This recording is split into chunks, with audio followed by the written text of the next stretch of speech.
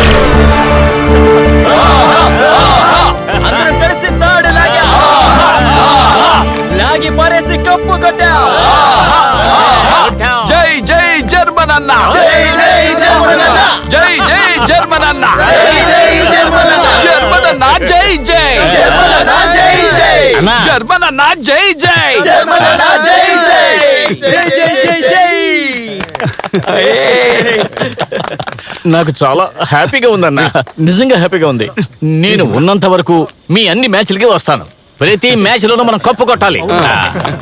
ఆచార్య, ఏం కావాలన్నా సరే నన్ను అడగండి, నేను చేసి పెడతా. సరేనా? సరే. ఇలా